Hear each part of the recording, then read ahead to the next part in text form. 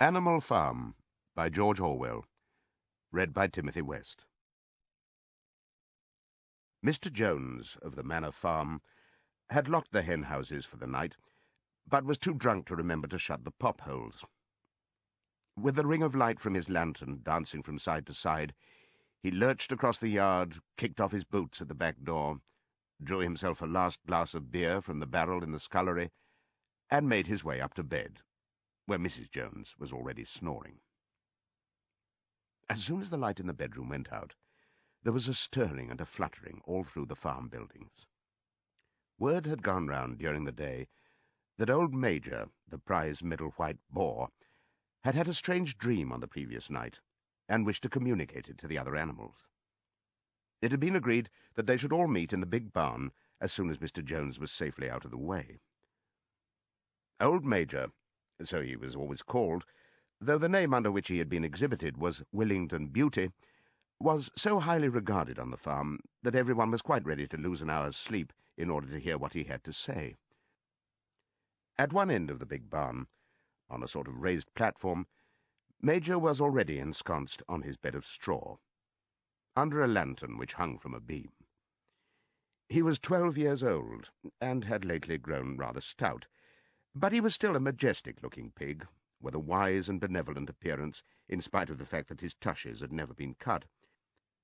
Before long, the other animals began to arrive, and make themselves comfortable after their different fashions.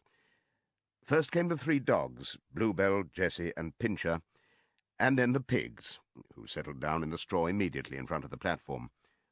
The hens perched themselves on the window-sills, the pigeons fluttered up to the rafters, the sheep and cows lay down behind the pigs and began to chew the cud.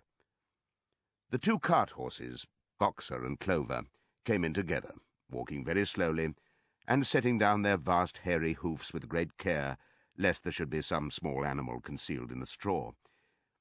Clover was a stout, motherly mare approaching middle life, who had never quite got her figure back after her 4th foal. Boxer was an enormous beast, nearly 18 hands high, and as strong as any 2 ordinary horses put together. A white stripe down his nose gave him a somewhat stupid appearance, and in fact he was not of first-rate intelligence, but he was universally respected for his steadiness of character and tremendous powers of work. After the horses came Muriel, the white goat, and Benjamin, the donkey. Benjamin was the oldest animal on the farm, and the worst-tempered. He seldom talked, and when he did, it was usually to make some cynical remark. For instance, he would say that God had given him a tail to keep the flies off, but that he would sooner have had no tail and no flies. Alone among the animals on the farm, he never laughed. If asked why, he would say that he saw nothing to laugh at. Nevertheless, without openly admitting it, he was devoted to Boxer. The 2 of them usually spent their Sundays together in the small paddock beyond the orchard, grazing side by side and never speaking. The 2 horses had just lain down when a brood of ducklings, which had lost their mother, filed into the barn, cheeping feebly and wandering from side to side to find some place where they would not be trodden on. Clover made a sort of wall round them with her great foreleg, and the ducklings nestled down inside it and promptly fell asleep. At the last moment, Molly, the foolish, pretty white mare who drew Mr. Jones's trap, came mincing daintily in, chewing at a lump of sugar. She took a place near the front and began flirting her white mane, hoping to draw attention to the red ribbons it was plaited with. Last of all came the cat, who looked round as usual for the warmest place, and finally squeezed herself in between Boxer and Clover.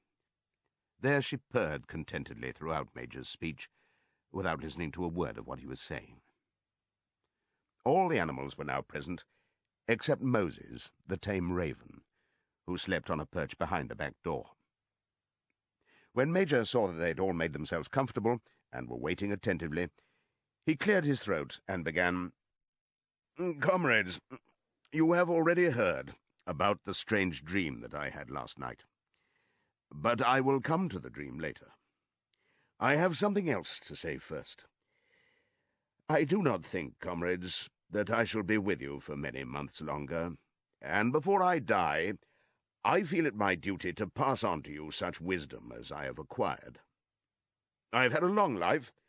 I have had much time for thought as I lay alone in my stall, and I think I may say that I understand the nature of life on this earth as well as any animal now living. It is about this that I wish to speak to you. Now, comrades, what is the nature of this life of ours?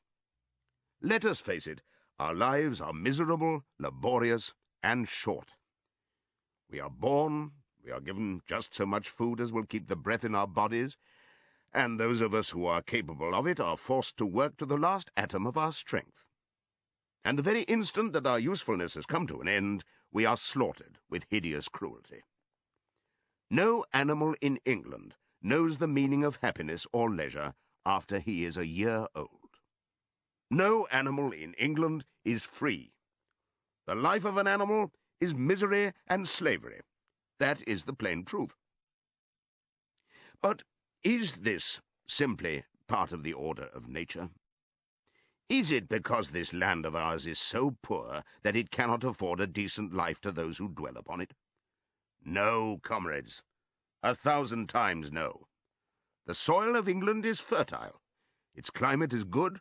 It is capable of affording food in abundance to an enormously greater number of animals than now inhabit it. This single farm of ours would support 12 horses, 20 cows, hundreds of sheep, and all of them living in a comfort and a dignity that are now almost beyond our imagining. Why, then, do we continue in this miserable condition? Because nearly the whole of the produce of our labor is stolen from us by human beings. There, comrades, is the answer to all our problems. It is summed up in a single word: man. Man is the only real enemy we have. Remove man from the scene, and the root cause of hunger and overwork is abolished forever. Man is the only creature that consumes without producing. He does not give milk. He does not lay eggs. He is too weak to pull the plough. He cannot run fast enough to catch rabbits. Yet he is lord of all the animals. He sets them to work. He gives back to them the bare minimum that will prevent them from starving, and the rest he keeps for himself. Our labor tills the soil, our dung fertilizes it, and yet there is not one of us that owns more than his bare skin.